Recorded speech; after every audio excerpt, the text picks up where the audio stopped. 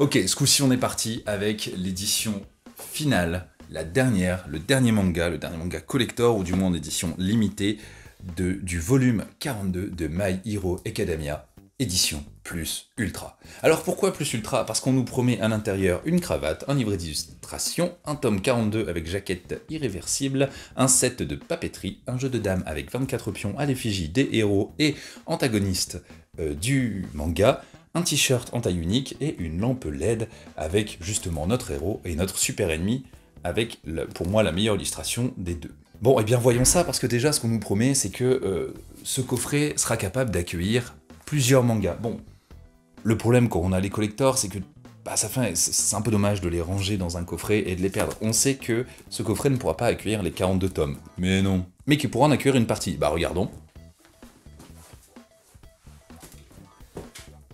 Bon, bah, je viens de regarder, on peut ranger dedans du 41 au 35, enfin du 35 au 41 si vous avez tous les tomes collector, mais vous pouvez en ranger dedans 12 si vous avez que les éditions classiques. Bref, il est temps de l'ouvrir. Alors, à part la ASMR, c'est toujours un moment de bonheur. Ok, déjà on se retrouve sur un coffret boîte, donc ça pour ranger les mangas c'est pas très pratique, c'est pas comme les éditions de Bonne Nuit Poun Poun par exemple, ou de One Piece où on les range direct sur le côté, ce qui permet de les mettre dans un sens ou dans l'autre, qui nous permet du coup soit de voir les mangas, soit de les cacher. Bref, en tout cas le coffret en lui-même, il est super stylé, on a le résumé du tome 42, le résumé de ce qu'il y a dedans, devant on a une édition, enfin un visuel vraiment beau, et derrière, la plus belle amitié que ce monde ait connue, qui est en même temps une pas amitié, on dirait le maître et le docteur dans Doctor Who, pour ceux qui ont la rêve. Alors, avant d'ouvrir, déjà, je me questionne sur le choix des couleurs. J'ai rien contre le... Déjà, je suis daltonien, mais j'ai rien contre le jaune et le vert. N'hésitez pas à me dire si c'est du orange, mais voilà. Pourquoi, j'en sais rien. Je pense que c'est assorti au jeu de dames ou quelque chose comme ça. Ou... je sais pas pourquoi, le vert. J'aurais vu du rouge avec du jaune, ça aurait fait méchant et gentil. Ok, là on est parti. On commence direct avec le t-shirt. Alors le t-shirt, donc en taille unique, en taille L, donc pour tout le monde c'est la même chose. Vous allez voir plein de fans, surtout pour ceux qui ont des enfants qui sont fans, bah, ce sera les parents qui vont devoir le porter.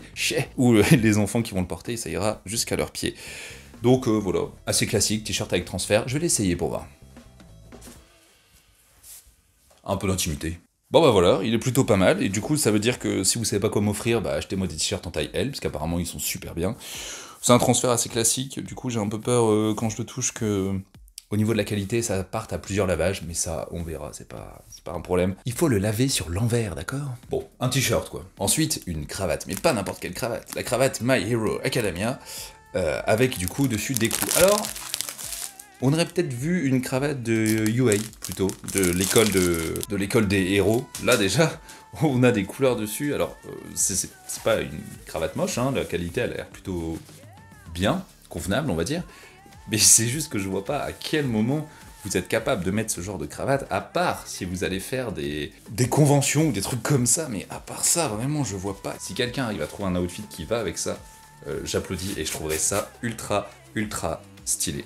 Voilà, bon, on est quand même sur quelque chose de... En fait, ça va pas avec le t-shirt, c'est assez bizarre. T-shirt cravate, c'est pas foufou, j'aurais dû mettre une chemise. Elle est sympa, elle fait le taf, mais je vais l'enlever parce que c'est vraiment pas esthétique avec un t-shirt. Du coup, ensuite, on a ce fameux rangement de bloc-notes de je sais pas trop à quoi ça sert ni pourquoi c'est là, mais en tout cas, ça a le mérite d'exister. Ça sent un peu le... Punaise, il faut qu'on remplisse ce collector, qu'est-ce qu'on peut mettre dedans? Viens, on met des feuilles en papier. Ah ouais, mais on va se moquer de nous. Oh, t'inquiète, on va mettre dessus le logo et puis ça va le faire. Non, en vrai, c'est vraiment propre. On a cet extérieur qui est bien, on a l'intérieur qui, honnêtement, reprend les codes de pas My Hero Academia, mais j'ai oublié le nom, mais du manga secondaire avec juste des blagues dedans. Et puis à l'intérieur, bah vraiment, on a un quadruple bloc-notes qui reprend nos 4 héros, même si, encore une fois, comme dans la plupart des mangas, on a nos 3 héros hommes qui sont super développés, et le héros femme qui pourtant elle est puissante et tout ça, mais elle est pas assez mise en avant. Mais bref. Ensuite, on ne pouvait pas faire un vrai coffret collector si on n'avait pas dedans le volume hashtag, le recueil d'illustrations de My Hero Academia, qui est, vous pouvez le voir, extrêmement fin. Et du coup, dedans, on va retrouver à peu près quasiment toutes les illustrations qui ont été faites, dont si vous avez les collectors, vous les avez déjà quasiment toutes en ex-libris, ou par exemple celle-là, ou qui était dans une planche de stickers. Ensuite, on a un jeu de dames dans un petit écrin qui nous permet de se promener partout avec pour jouer aux dames. Alors qu'on soit honnête, le jeu de dames, c'est peut-être pas le truc le plus populaire en France, mais ça peut le devenir, hein, pourquoi pas. Je veux dire, dans ma ville, actuellement, il y a un bar à échecs qui a ouvert, où les tables sont des tables d'échiquier, donc on peut soit boire un verre et jouer aux échecs, et je m'attendais pas à ce que ça fonctionne autant, donc on peut être étonné, je vais voir plein de gens jouer aux dames. Donc, premièrement, on a un plateau super pliable, ça c'est incroyable, attention, quand vous le pliez, à pas le zinguer en seulement 3 utilisations. Donc, héros contre vilain, bien sûr, le but du jeu, les règles du jeu, avec nos héros et vilains en image, et de l'autre côté, on dirait un jeu de dames qui est en train de faire la guerre, donc c'est... Ouais, franchement, c'est stylé, ça se défend bien. Et après, les pions sont simplement des pions en bois avec des personnages dessus. Classique, efficace, attention, ils collent un peu les uns avec les autres, faites attention quand vous les détachez à ne pas enlever justement les illustrations. De ce que je vois, il y a un peu tous les personnages, tous les antagonistes et protagonistes principaux, donc c'est plutôt stylé. Blanc pour les protagonistes, et rouge pour les antagonistes. Non, plutôt stylé. Mais maintenant, on va rentrer dans le cœur du sujet. Non, c'est un peu du coup la finalité, le truc dont on se doutait et qu'on savait que ce serait là-dedans, en fait. Le tome 42. Le tome 42 avec du coup sa jaquette classique, et le tome 42 avec sa jaquette collector réversible. Honnêtement, entre les deux... Alors, d'un côté, je préfère celle-là. D'un autre côté, on se souvient tous de pourquoi est-ce que c'est celle-là qui a été faite, parce que c'est exactement le parallèle avec le tome 1, où à la place du petit garçon on avait Izuku, et à la place d'Izuku on avait All Might. Donc du coup, le parallèle est un peu inexistant là-dessus, mais soit. C'est collector, c'est beau, ça fait le taf. Petite blague. Derrière le tome, forcément, toujours le lire, c'est des informations sur la suite. Dans le prochain tome, nos héros, maintenant adultes, passent leur vendredi soir à discuter dans un restaurant Saizeria. C'est le début de My Resto Saizeria. Bon, après, ça sert à rien de l'ouvrir, c'est un tome classique, hein, bien sûr. Et pour finir, dans ce tome, on a cette petite boîte, et non, ce n'est pas une boîte qui permet de remplir un vide. Techniquement, c'est une lampe LED. Ok, alors, on a du coup le socle assez classique, efficace My Hero Academia, le moyen de mettre des piles ou de pouvoir le brancher pour le faire fonctionner. Honnêtement, écologiquement, branchez-le juste quand vous en avez besoin et ne mettez pas de piles parce qu'elles consomment l'énergie même sans être utilisées, ça reste toujours mieux. Avec le petit câble pour recharger la lampe, ils sont vraiment passés tout juste parce que l'Europe va imposer petit à petit les USB-C et là on est encore en micro USB.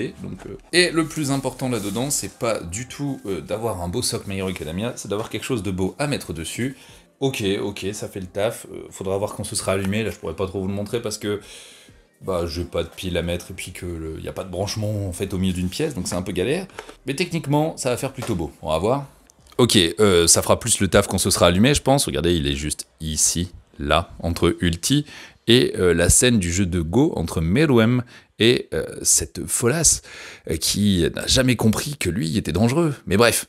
Promis, je le laisserai pas là, hein. Ça rend vraiment pas, et quand il sera allumé, ce sera peut-être beau. En attendant, tout a été ouvert là-dedans, prenez soin de vous, et on se retrouve bientôt.